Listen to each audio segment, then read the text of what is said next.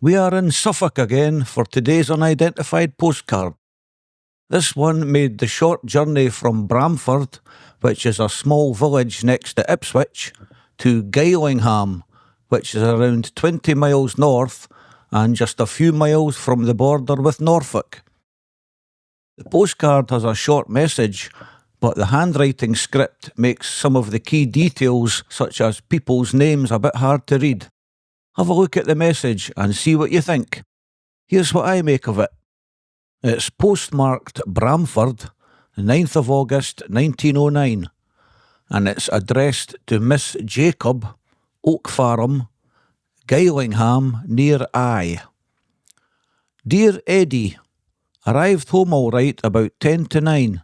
Did not stop on the road anywhere. With love, and then there's a name that I can't make out, and at the side it says, kindly remember me to Laura. I'm fairly sure it's Laura.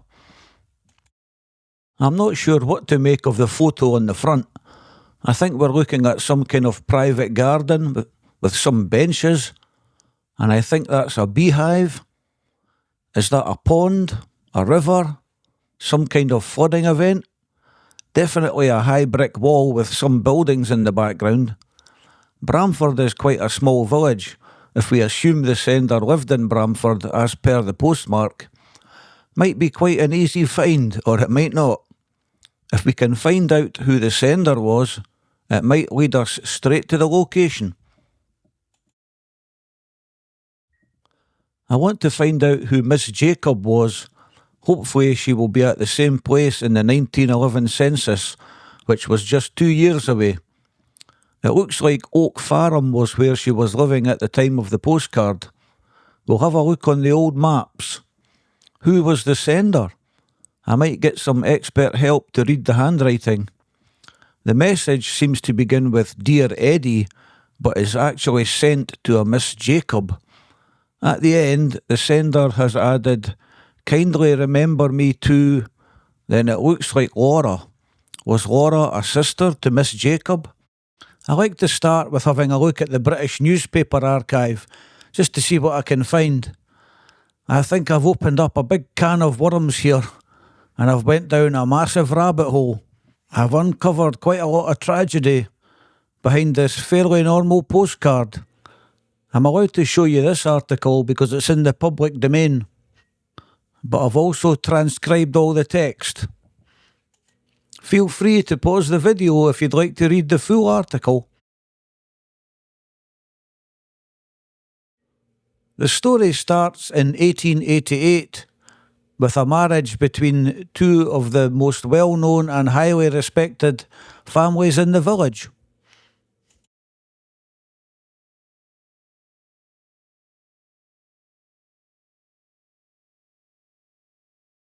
Once we get to the early 1900s, things have started to go badly wrong for the Jacob family. The newspaper got the farmer's name wrong, as it should actually be Edwin Ernest Jacob. The son removed to an asylum was William Freeman Jacob. He was around 19 years of age when he was taken, but he was only there for about 9 months as he was deemed to have recovered.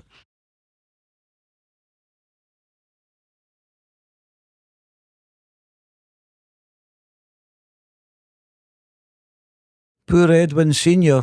His sister died in a drowning accident, and his wife was taken to an asylum just a year later.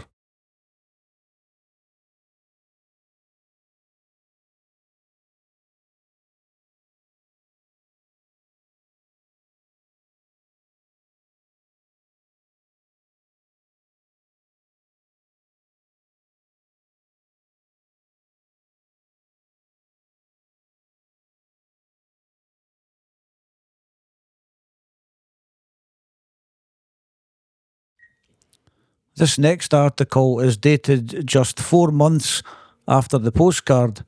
The whole farm is up for sale.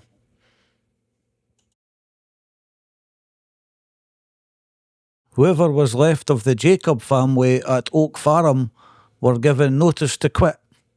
I don't know how many years the family had farmed at Oak Farm, probably quite a few.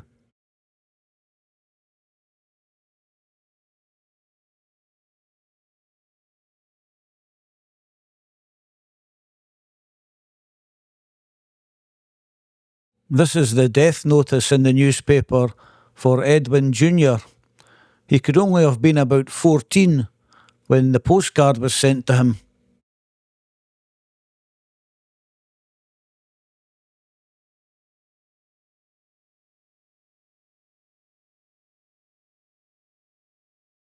Whatever happened in his life, he was dead before his 18th birthday.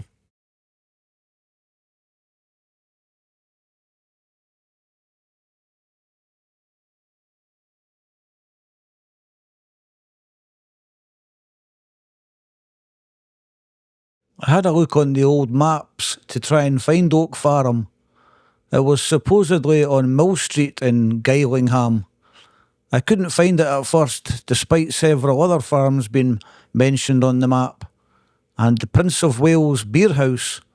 I'm sure a few members of the Jacob family spent many an evening in there after working in the fields.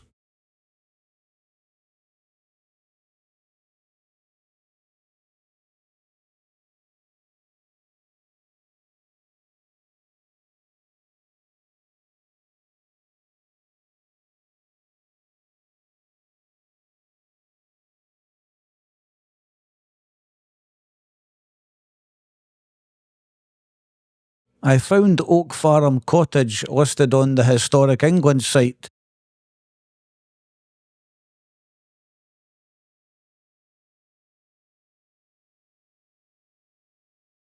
Let's have a look at the area on Google Street View and see if we can find it. It's definitely still there.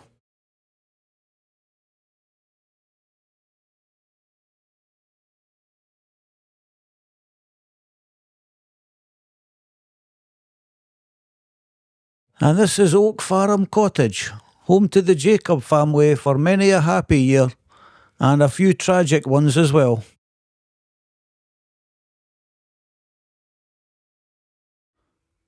Okay, so I've done a load of research and I've created a family tree for all the Jacobs of Oak Farm. And I have also discovered who the sender of the postcard is.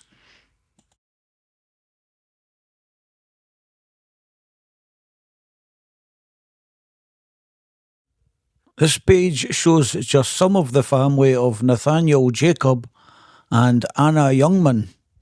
Down at the bottom is Edwin Ernest Jacob and his wife, and it was their son who was the recipient of the postcard.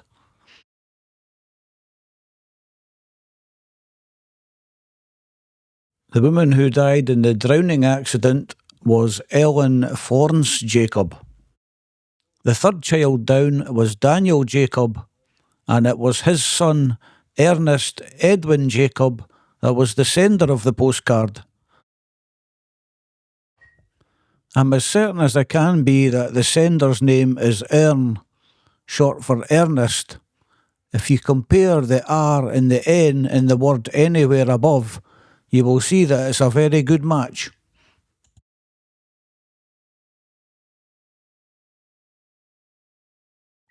In the 1911 census, the sender of the postcard, Ernest, was the miller at Bramford.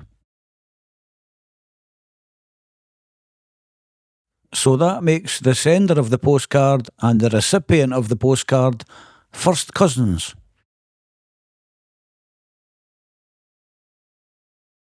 Let's travel back to Bramford now and see if we can find the exact location where the postcard was taken, now that we've got a very good idea where to look.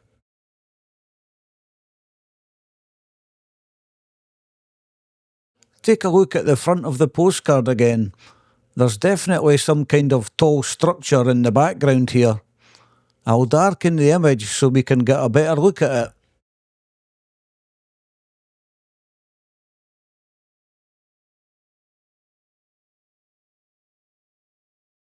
Here we're looking at an old map of Bramford from roughly the same era as the postcard.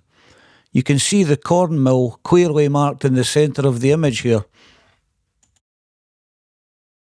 On the National Library of Scotland website, you can overlay an old map with modern satellite imagery to compare the two. On the old map, you can see there was only a handful of buildings around where the corn mill was. It's quite a bit different today.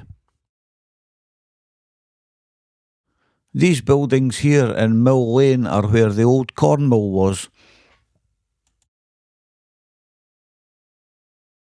Let's have a look on Google Street View and see if we can find anything which resembles the postcard image. The most obvious feature resembling the postcard is this tall brick wall. I'm fairly sure that the postcard image was taken around here somewhere.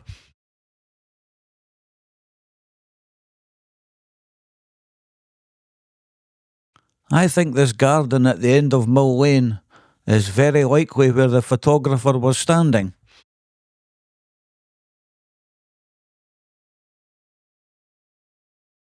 But this tall section of brick wall doesn't match up in relation to the garden.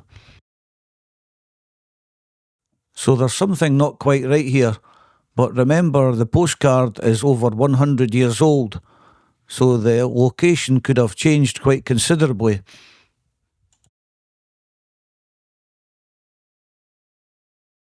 These buildings built with the lighter coloured bricks are the old mill.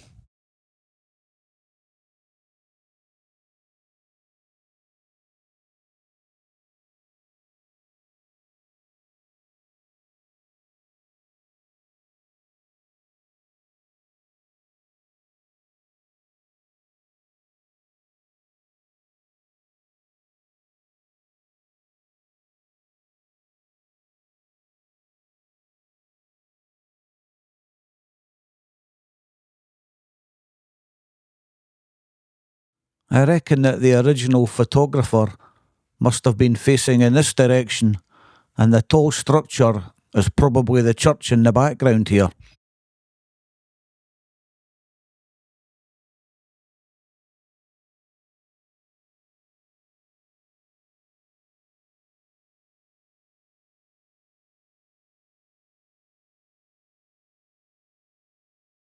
I'm sure that this pink building with the timbering and the overhang and this lighter coloured building are the two buildings in the photograph. The only slight problem that we have is there's no tall brick wall like in the original photograph.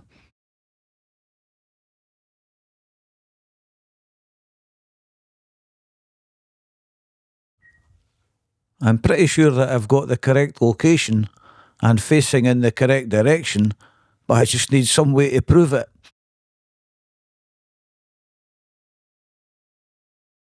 I found this photo on the Bramford Local History Group's Twitter page, and this clinches it for me.